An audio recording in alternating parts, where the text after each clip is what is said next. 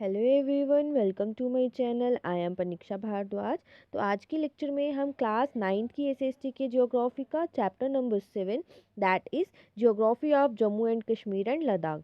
इस चैप्टर के अंदर हमने देखना है जम्मू कश्मीर और लद्दाख की ज्योग्राफी कैसी है। ज्योग्राफी में मतलब क्या है ज्योग्राफी? ज्योग्राफी मतलब स्टडी ऑफ अर्थ। अर्थ की स्टडी को क्या बोलते हैं? ज्योग्राफी बोलते हैं। अब इस चैप्टर के अंदर हमने देखना है जम्मू कश्मीर और लद्दाख की अर्थ कैसी है, जिसमें हम उसकी फिजियोग्राफिक डिवीजन देखेंगे, फिर सॉइल देखेंगे, क्लाइमेट देखेंगे कि वहाँ का कैसा है। ठीक है, किसका? जम्मू का, कश्मीर का और लद्दाख का। ठीक है, तीनों का लेके हमने पढ़ना है। फिर हमने देखना है ड्रेनेज सिस्टम कैसा है जम्मू कश्मीर और लद्दाख का। ये सारी की सारी चीज़ें जो है वो हमने इस चैप्टर के अंदर देखनी है। तो चलिए स्टार्ट करते हैं चैप्टर। क्या लिखा हुआ है? जो यूनियन टेरिटरीज हैं जम्मू कश्मीर एंड लद्दाख, आपको पता है जम्मू एंड कश्मीर एक यूनियन टेरिटरी है और लद्दाख एक दूसरी यूनियन टेरिटरी है। पहले ये क्या होती थी? तीनों की तीनों ये एक स्टेट थी। जम्मू कश्मीर जो थी वो पूरी स्टेट थी, लेकिन 2019 में एक एक्ट लाया गया था, JNK रीऑर्गेनाइजेशन एक्ट। उस एक्ट के तहत जम्मू कश्मीर स्टेट को यूटी में रिकॉन्स्टिट्यूट कर दिया था। तो चलिए, ये आपको थोड़ा सा मैंने एक्स्ट्रा नॉलेज दिया है। स्टार्ट करते हैं। क्या है कि यूनियन टेरिटरी जो है जम्मू कश्मीर और लद्दाख की, वो कहाँ पे कवर है, मतलब वो कौन से पोर्शन में आता है? Northern part of India. आपका जो इंडिया का मैप है ना, उसका ये जो ऊपर वाला पोर्शन है आपका, ठीक है, थोड़ा सा मेरा ड्राइंग गलत हो जाएगा। ये जो पोर्शन है, इस पोर्शन में यहाँ पे आपका जम्मू कश्मीर और आज अब ऐसा है लद्दाख आता है।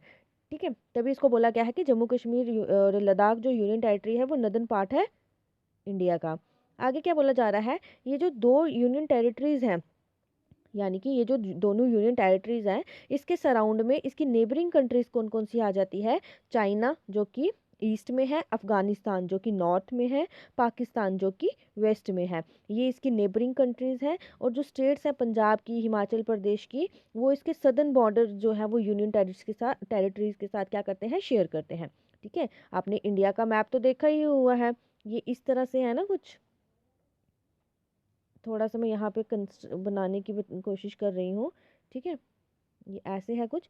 तो यहाँ पे आपका जम्मू कश्मीर आ जाता है, जम्मू कश्मीर लद्दाख। यहाँ पे आपका चाइना आ जाता है, ये आपके ईस्ट में आ गया।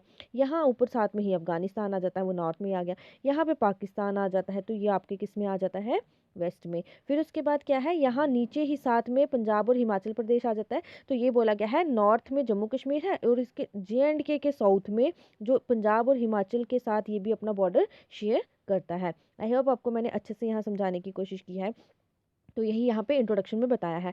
अब आता है फिजियोग्राफी। फिजियोग्राफी क्या होता है? तो फिजियोग्राफी होता है स्टडी ऑफ फिजिकल फीचर्स, यानी कि फिजिकल फीचर्स की स्टडी करना। अब आप बोलोगे फिजिकल फीचर्स क्या है? तो फिजिकल फीचर्स वो चीज़ है जो कि नेचर में पाई जाती है। ठीक है, या आप बोल सकते हैं something that is found in nature. जैसे कि क्या हो गया? अब नेचर में क्या क्या पाया जाता है? जैसे कि वहाँ की लैंड नहीं, मतलब जो फिजिकल फीचर्स में लैंड की स्टडी कर सकते हो आप, क्लाइमेट की, वेदर की, वाटर की। ठीक है, इन सब चीज़ों की स्टडी करते हैं और ये सारी चीज़ें जो है वो क्या है? फिजिकल फीचर्स है। तो फिजियोग्राफी में हम देखेंगे कि वहाँ का जो लैंड सरफेस है वो कैसा है। ओके, अब क्या बोला गया है? मॉर्फोलॉजिकली, मतलब अगर आप अर्थ की स्टडी करेंगे, अर्थ सरफेस की स्टडी करेंगे, तो आपको देखने को मिलेगा जम्मू कश्मीर और लद्दाख के अंदर मतलब ये जो तीन रीजन्स हैं, यहाँ पे आपको देखने को मिलेंगे। कहाँ पे? जम्मू और कश्मीर और लद्दाख वाले रीजन में। अब आगे क्या बोला गया है? ये जो रीजन्स हैं ये वैरिड करते हैं फिजिकल फीचर्स में। मतलब ये जो तीन रीजन्स आपने पढ़े, ये तीनों रीजन्स के अलग अलग फिजिकल फीचर्स हैं। अलग अलग फिजिकल फीचर्स होने का मतलब कि सभी के फिजिकल फीचर्स, सभी कोई भी अगर लैंड सरफेस होगा सबका अलग अलग फीचर ही देखने को मिलेगा। किसी का क्लाइमेट अलग होगा, कहीं की सॉइल अलग होगी, कहीं का ड्रेनेज सिस्टम अलग होगा। ठीक है, आगे क्या बोला जा रहा है? On the basis of physical setting the union territory of Jammu and Kashmir and the union territory of Ladakh are divided into the following physiographic regions. तो यही बोला गया है कि फिजिकल फीचर्स की बेसिस पे जो ये फिजिकल फीचर्स वैरी कर रहे हैं, इनके बेसिस पे जो यूनियन टेरिटरी है जम्मू कश्मीर की और यूनियन टेरिटरी है लद्दाख की, उसको different different following physiographic regions में डिवाइड किया गया है। वो फिजियोग्राफिक रीजन्स क्या हैं? Outer plains, Shivaliks, middle Himalayas, valley of Kashmir and the Ladakh region. ये जो तीनों है ना, ये आ जाते हैं जम्मू के अंदर, जम्मू डिवीजन के अंदर। फिर वैली ऑफ कश्मीर को अलग से पढ़ेंगे और लद्दाख रीजन को अलग से पढ़ेंगे। ठीक है, चलिए स्टार्ट करते हैं। फर्स्ट आता है द आउटर प्लेन्स। तो आउटर प्लेन्स जो हैं उनको ग्रेट इंडियन प्लेन के नाम से भी जाना जाता है। क्या बोला गया है यहाँ पे, जो सदर्न साइड है यूनियन टेरिटरी की, उस वो कवर्ड है एलुवियल प्लेन्स के साथ। ठीक है, अभी मैंने आपको यहाँ पे बताया था ना, ये जो था ये जम्मू कश्मीर, थोड़ा सा मतलब ये ताज जो है ना थोड़ा सा गलत बन रहा है क्योंकि मेरा ड्राइंग इतना अच्छा नहीं है। तो जम्मू कश्मीर का ये जो सदर्न साइड था, अभी हमने देखा था सदर्न साइड में हिमाचल प्रदेश और पंजाब आ रहा था। तो ये जो इसका साइट है ना, इसको कवर करता है एलुवियल प्लेन्स जो कि जिसमें चेनाब, तवी रिवर, रावी रिवर्स और उनकी ट्रिब्यूटरीज, मतलब जो भी अपने साथ सेडिमेंट्स वगैरह लेके आती हैं, उसके साइड पे ये क्या करता है, सदर्न साइड जो है वो J&K, जम्मू कश्मीर जो है वो अपना क्या करता है, कवर करता है। आगे क्या बोला गया है कि जो आउटर प्लेन है वो एक्सटेंशन है किसकी, ग्रेट इंडियन प्लेन्स की। ग्रेट इंडियन प्लेन्स क्या है, तो ये एक लार्ज फ्लड प्लेन्स हैं Indus Ganga Brahmaputra river system के। अब फ्लड प्लेन्स क्या होता है, तो फ्लड प्लेन्स एक फ्लैट लैंड एरिया होता है जिसके नेक्स्ट या जिसके बगल से क्या है, एक स्ट्रीम जो है वो क्या करती है, फ्लो करती है, उसको बोला जाता है फ्लड प्लेन्स। अब क्या बोला गया है कि ये जो आउटर प्लेन है ना, ये एक एक्सटेंशन है, मतलब इसमें ग्रेटर इंडियन प्लेन्स जो है वो क्या करता है, उससे फ्लो करता है, जिस जो कि एलुवियल है नेचर में। एलुवियल जो है वो मतलब जहाँ पे रिवर जो है वो अपने साथ बहुत सारे सेडिमेंट्स लेके आती है। जब वो सेडिमेंट्स लेके आएगी तो वो वहाँ की सॉइल को क्या करती है, एलुवियल बना देती है। आगे क्या बोला गया है कि ये स्ट्रेच करता है जम्मू कश्मीर जो है, ये रिवर रावी से लेके रिवर चेनाब के मतलब इसमें एक डिस्टेंस है, कितना डिस्टेंस है, 110 किलोमीटर का डिस्टेंस है। आगे क्या बोला गया है कि जो प्लेन्स हैं यहाँ के, उसको लोकली क्या, ये जो हमने अभी ग्रेट इंडियन प्लेन्स के बारे में मैंने आपको बताया ना, इन प्लेन्स को वहाँ के लोग अंदरवा और बजावत के नाम से जानते हैं। अब ये जो प्लेन्स है ये ड्रेन, यानी कि यहाँ पे जो ये रिवर्स फ्लो करती हैं, वो अपना पानी कहाँ जाके ड्रेन करती हैं, तो वो दूसरी ड्रेन बाय अदर मतलब दूसरी स्ट्रीम्स वहाँ आके पानी ड्रेन करती है। और जैसे कि ट्रिब्यूटरीज होगी, ट्रिब्यूटरीज क्या होती हैं, जो दूसरी, मैंने अभी आपको पूरा ड्रेनेज सिस्टम पढ़ाया था, उसमें मैंने ट्रिब्यूटरीज के बारे में भी बताया था, तो वहाँ पे आप देख लीजिएगा। ठीक है, वैसे मैं बता दूँ, जब एक ये रिवर फ्लो कर रही है ना, तो बहुत सारी रिवर जब आके मिलती हैं एक रिवर के साथ, उसको ट्रिब्यूटरी बोला जाता है। ठीक है, ये मिल रही हैं, तो जब बाहर जाती हैं यहाँ से निकल के, उसको डिस्ट्रीब्यूटरी बोला जाता है। ज़्यादा डीपली पढ़ना होगा तो ड्रेनेज वाला चैप्टर देख लीजिएगा। तो यहाँ पे जो रिवर्स हैं वो ड्रेन करती हैं दूसरी स्ट्रीम्स, वहाँ पे जाके दूसरी रिवर्स जो है वहाँ जाके पानी डालती है, और बहुत सारी ट्रिब्यूटरी जैसे बसांतर, उज तवी, मानवर तवी, ये सारी की सारी वहाँ पे पानी मतलब अपना पानी जो है वो छोड़ती हैं, ड्रेन करती हैं। जो प्लेन्स हैं वो डाइसेक्ट करते हैं by series of deep and shallow ravines cut by the streams and rivers. अब रेवेंस क्या होता है, या रविनिस क्या होता है, एक small narrow steep sided valley होती है। ठीक है, क्या बोला मैंने, small narrow steep sided valley, that is, ये इस तरह की वैली होती है। ठीक है, इरोजन की वजह से ये कट होती है, कई बार इसमें के बीच में से पानी भी फ्लो कर रहा होता है। तो क्या बोला गया है कि जो प्लेन्स है ना, ये जो ग्रेट इंडियन प्लेन्स हैं, डाइसेक्ट डाइसेक्ट यानी कि सेपरेट कर देना, बहुत सारे पार्ट्स को ये सेपरेट, जैसे कि ये एक पहाड़ है, ठीक है, मैं बात कर रही हूँ, जैसे कि माउंटेन है, तो यहाँ पे क्या है, बहुत सारी रिवर्स फ्लो करेंगी, फ्लो की वजह से इरोजन होगा, इरोजन की वजह से ये डाइसेक्ट हो जाएगा, ये सेपरेट हो जाएगा, ये अलग हो जाएगा और ये अलग हो जाएगा, बीच में डिस्टेंस आ जाएगा। आगे क्या बोला गया है कि ये प्लेन जो है ये डाइसेक्ट होते हैं डीप और शैलो रेवेन से, जो कि स्ट्रीम्स और रिवर्स के द्वारा कट होती हैं। मैंने वही बोल दिया, बहुत सारी रिवर्स जो है या स्ट्रीम्स जो है वो फ्लो करती हैं माउंटेन के बीच से, तो वो क्या करती हैं, उसको सेपरेट कर देती हैं, दो डिविजन्स में बांट देती है। आगे लोकली उन रेवाइंस को खाड्स बोला जाता है, और they are usually filled with sand, gravels, boulders and wild growing tall grass. अब ये जो खाद्स बनते हैं ना, यही जो अभी मैंने आपको यहाँ पे शेप करके बताई, ये जो खाद्स बनते हैं, या आप इस तरह के भी बना सकते हैं या फिर आप ऐसे भी बना सकते हैं। ठीक है, ये जो खाद्स बनते हैं, इसमें सैंड होती है, ठीक है, ग्रेवल्स होते हैं, यानी कि कंकर बोल सकते हो या बजरी बोल सकते हो, उसके बाद बाउल्डर्स हो गए, पत्थर हो गए बड़े बड़े, और वहाँ पे ग्रास भी जो है, जो जिसको खार बोला जाता है, वो वहाँ पे ग्रो हो जाता है। रेनी सीजन में ये जो खाद्स हैं ये बड़े बड़े, मतलब इसमें पानी आ जाता है और ये नालाज बन जाते हैं, बहुत बड़े बड़े नालाज बन जाते हैं।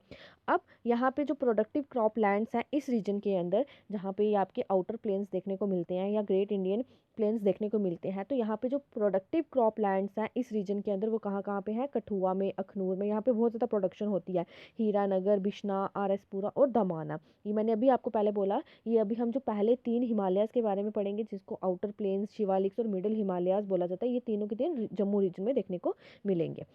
अब आगे क्या बोला गया है, जो जैसे कि सिटीज़ जैसे कुछ जम्मू की सिटीज़ हैं, जैसे तालाब तिल हो गया, गांधीनगर हो गया, सतवारी हो गया, ये आउटर प्लेन से क्या करते हैं, बिलोंग करते हैं। अब जो एलिवेशन है इन फर्टाइल प्लेन्स की, एलिवेशन क्या होता है, हाइट होती है कि कितनी हाइट है, कितनी हाइट पे ये जो है ये सिचुएटेड है, ये एरिया जो है, ये जो फर्टाइल प्लेन्स हैं जिनके बारे में अभी हमने पढ़ा, ये वैरी करते हैं 330 to 360 metres above mean sea level. अब मीन सी लेवल क्या हो गया, मतलब समुद्र के सतह से कितनी ऊंचाई पर वो सिचुएटेड है, ओके, उसको बोला जाता है मीन सी लेवल। तो ये जो फर्टाइल प्लेन्स हैं ये 330 टू 360 मीटर जो है वो सी लेवल से अबव पे हैं।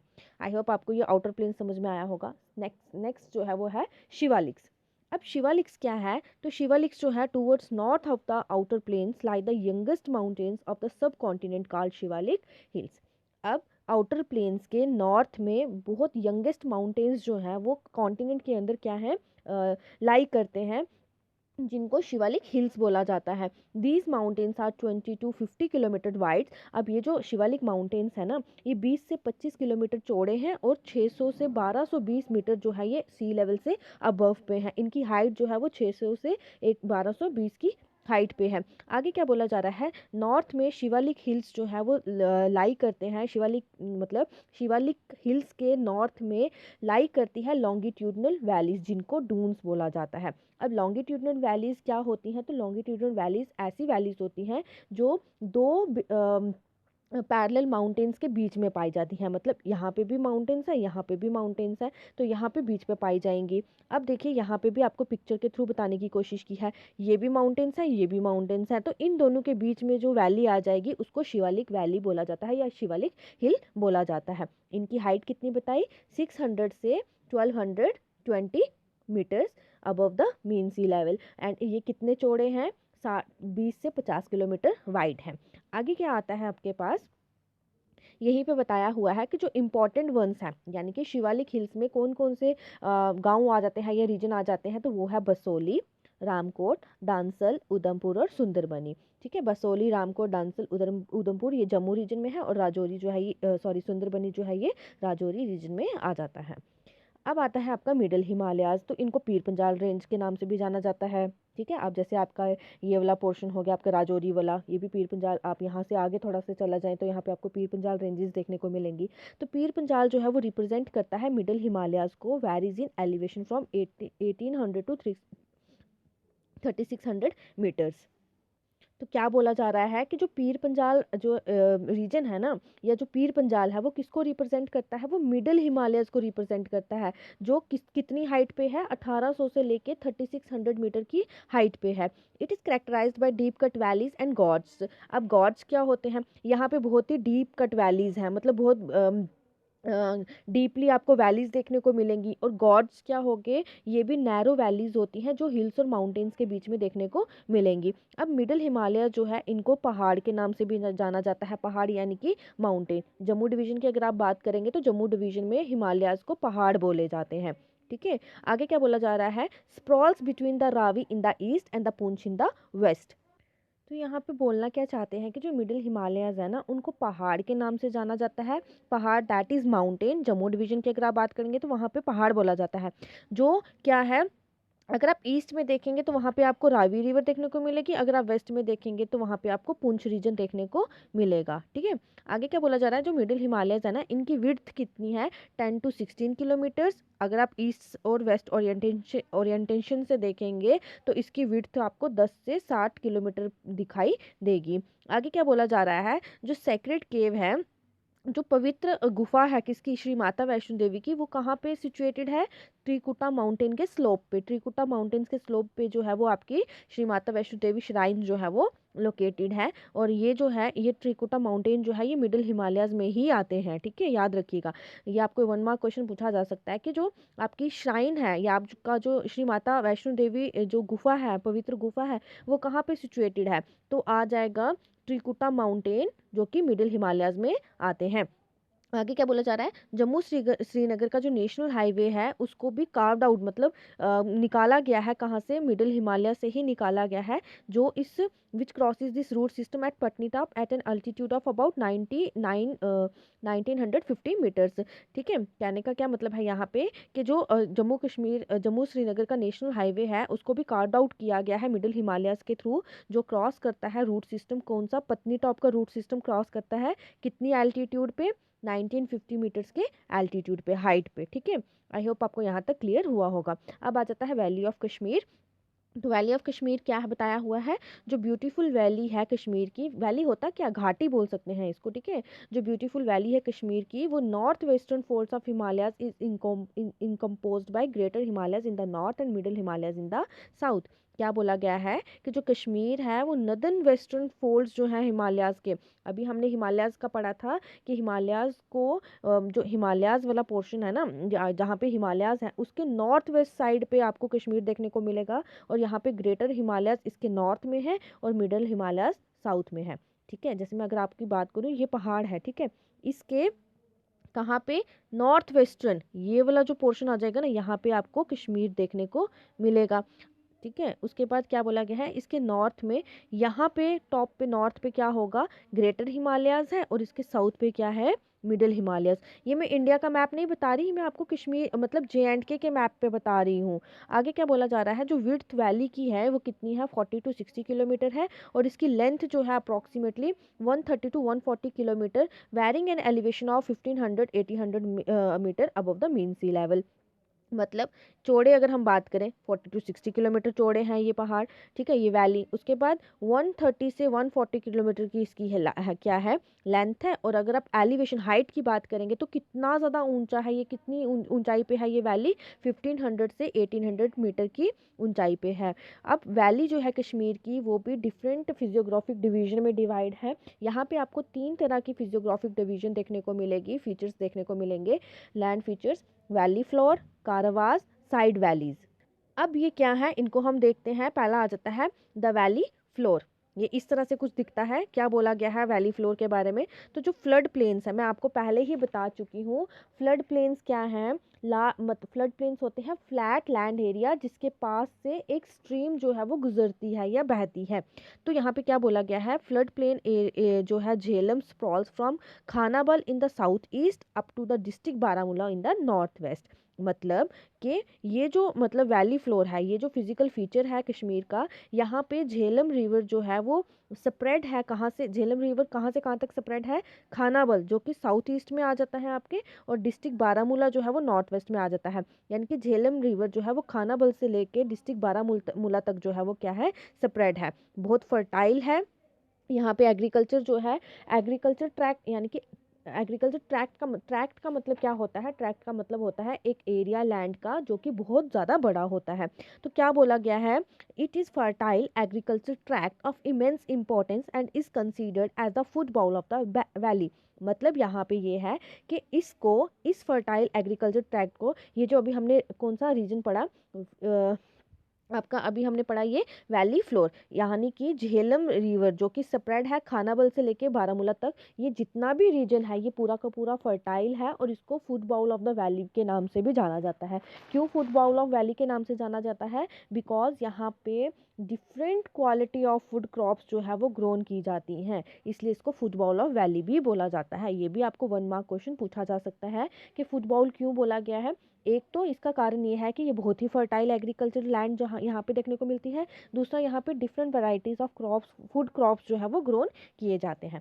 सेकंड आ जाता है कारावास। तो कारावास क्या है, जोन है अपलैंड्स का। अपलैंड्स क्या होता है, जहाँ पे हिली लैंड या फिर हाई एल्टीट्यूड लैंड जो है वो देखने को मिलती है। तो कारावास जो है यहाँ पे आपको हिली लैंड देखने को मिलेगी। ये एक पैक्यूलियर फिजियोग्राफिक फीचर है वैली का, मतलब एक बहुत ही स्ट्रेंज फीचर है वैली का।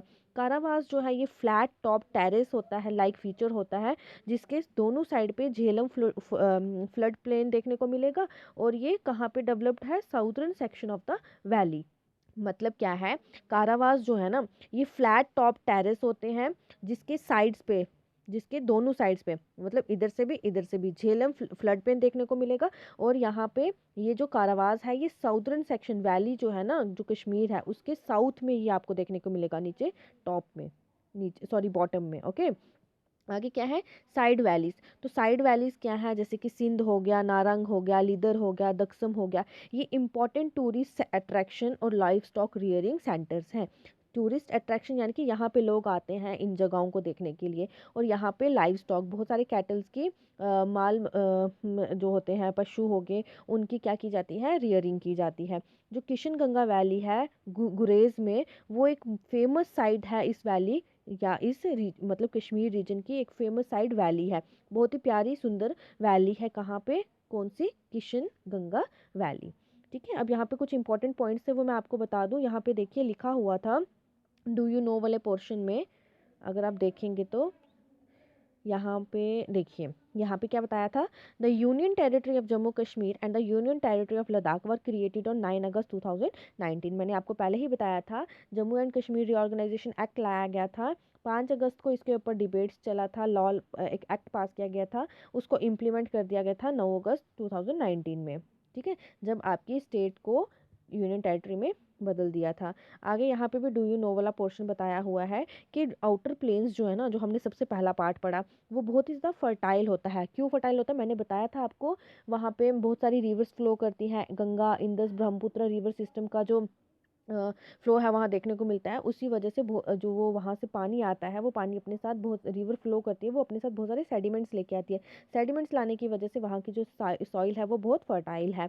और यहाँ पे डिफरेंट डिफरेंट वराइटीज कल्टीवेशन की जाती है क्रॉप्स की, और पूरा साल यहाँ पे कल्टीवेशन होती है, बिकॉज यहाँ का जो क्लाइमेट है वो बहुत ही फेवरेबल रहता है, बहुत ही अच्छा रहता है। इसलिए ये बहुत ही फर्टाइल और बहुत ही मतलब अच्छा रीजन है, देखने को मिलता है। ठीक है, तो आज हम इतना ही करेंगे।